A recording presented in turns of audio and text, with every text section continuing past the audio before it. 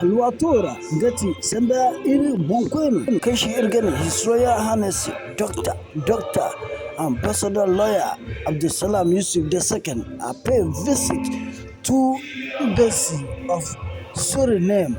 Suriname Gi Embessey Kango Accra. Suriname Kwerno Kango Kwera Kashigari American Chira Mana South American Kwera is a phone.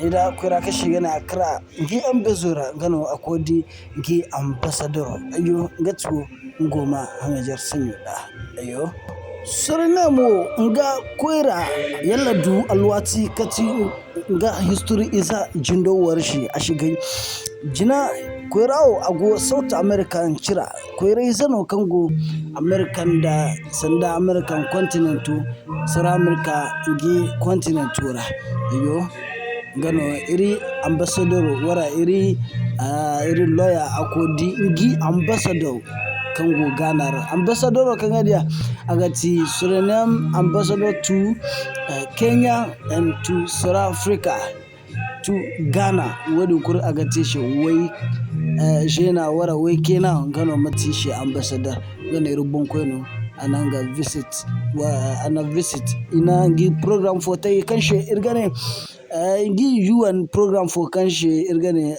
sanda program mayo mantikala sanda they are against drug abuse ayo tabalalan da trauma honda ngi dume find out his background and where he's coming from. against ayo His gashi Royal irma ja Highness, program he's in our midst. He's a crown prince of the Songhai Empire, and he's moving mountains and leveling valleys. How if I can put leveling mountains and raising valleys and making things happen for the kingdom. Your Royal Highness, you're welcome. I know today is your graduation. I'll be wearing my suit and following suit right after this one. So thank you for making time and coming through. And of course, to every one of you who are part of the why we have gathered here, it's a continuity from where we left off last year. So most of us came for the graduation. We saw the experiences of a cohort 1 graduation. It could have been better, but we had to do what was necessary. Why? Because we also wanted to use it as a benchmark to improve and do better. There is no innovation without a template. You always need something to improve on. If you don't create it from the crash, have something to improve on. So we used cohort 1 as a good learning curve for us so that we can do better going forward in this particular thing, JDIT Fellowship. Today, we are here to discuss the way forward for cohort 1 and also highlight some of the things that cohort 2 will be doing within the course of the year. And so today is going to be more interactions, but because we also appreciate what this particular meeting means to us, here in the principle that we'll be going to do community engagement. We want to move beyond the diplomatic training and talking behind the scenes to actually translate our effort into the community, to touch lives beyond the learning. And meeting is going to look at discussing some of the options that we have on our table, who we can collaborate with, who we can build synergies with, and how we can scale what we have already started doing. And to help us do that, our leaders, in the persons of our guest speaker, Ibrahim Kwame Asante, will be giving us some of the gold nuggets that will help us in making good decisions regarding that. And of course, our host, Her Excellency Fidelia Gandgalon, will also give us a keynote message as to how best we are going to also work with this embassy, of course, other embassies that will be coming on board, and to also make sure that this whole JDIT Fellowship Cohort 1, Cohort 2, 2025 will be a great one. So I want to use this opportunity to say thank you all, and God bless us all. Outcome to have improved mental health outcomes. The 4th, behavioral and social change. The 5th is policy recommendations and advocacy. The 6th, community and stakeholder engagement. And the last but not the least, the 7th, is academic and educational contribution.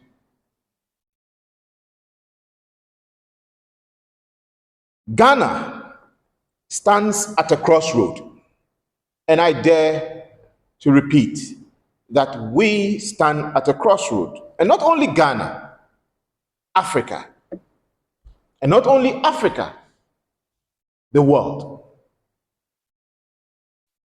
On one hand, we in Ghana here and in Africa have one of the youngest and most promising populations.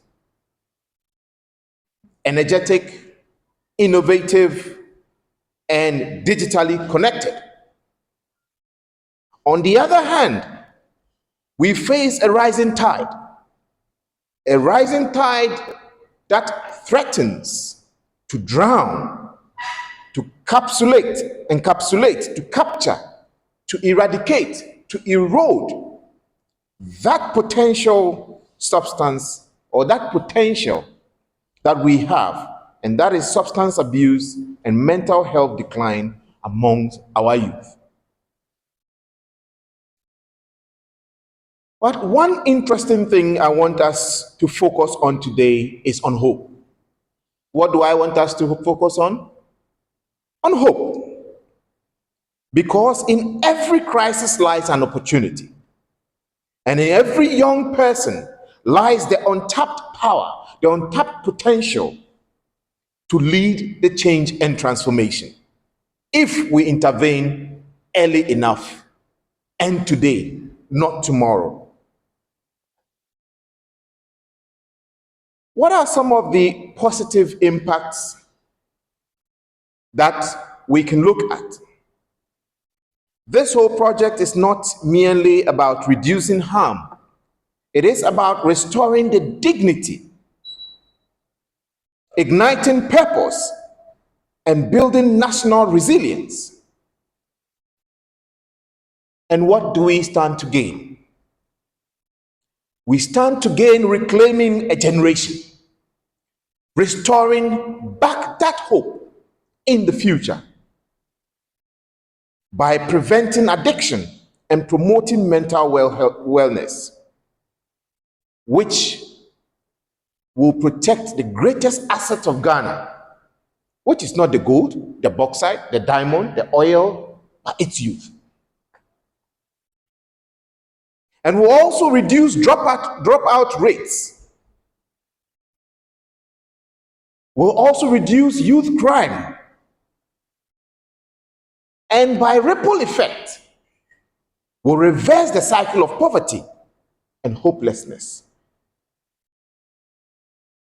2, it will help to strengthen the public health system. And as a public health promotion practitioner, I would dare to say that integrating substance use and mental health services into community and primary health care will decentralize support, reduce the stigma, and also increase early diagnosis. 3, it will help enhance workforce readiness. Mental stability, ladies and gentlemen, equals productivity. I hope you agree with me.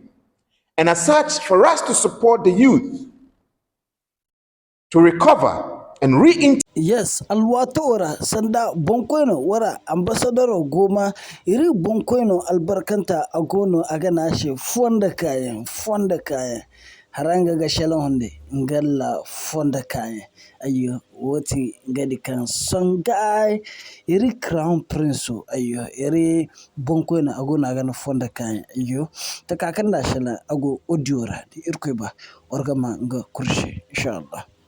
I didn't understand what Zong was until I met you the last time. And I was like, oh, it's African.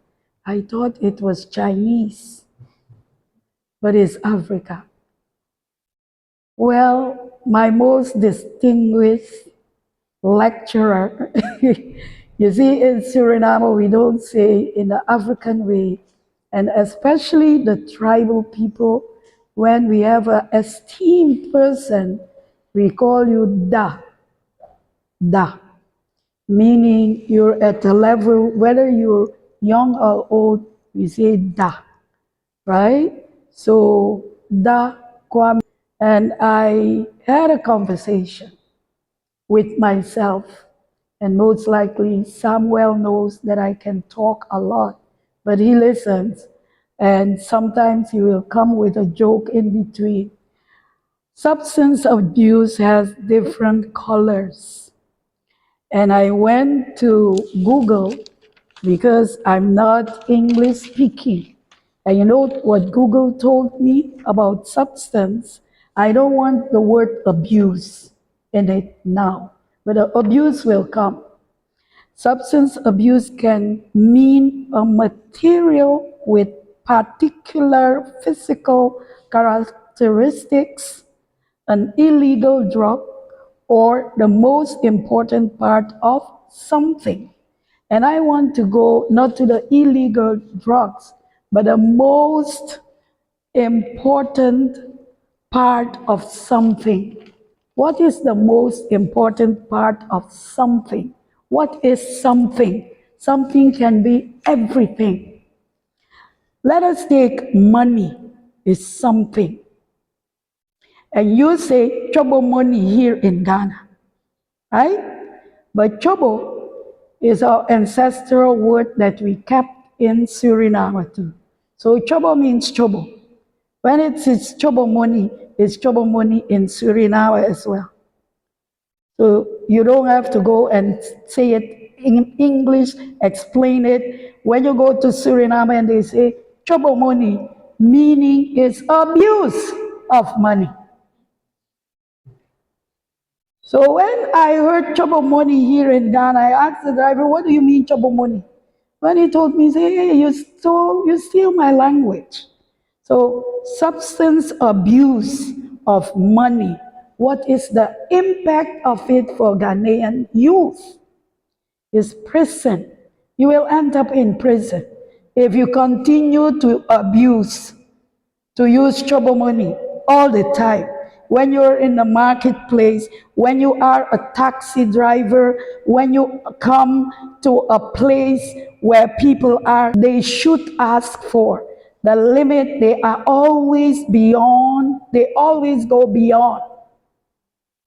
And that, the impact is that even if you want to become a businesswoman or a businessman outside of this country, it won't help you. Because it's not you alone, it's all of you. And you see, in the diplomatic realm, when we see it, we don't talk about it. It's only when we go to our country, we talk about it. And we will tell you, oh, you're good. Okay, but today I don't have money to buy. Next time. And you will never see the person again. Why? Because abuse of money. You want more than the limit. You know what they do? They ask for the prices everywhere.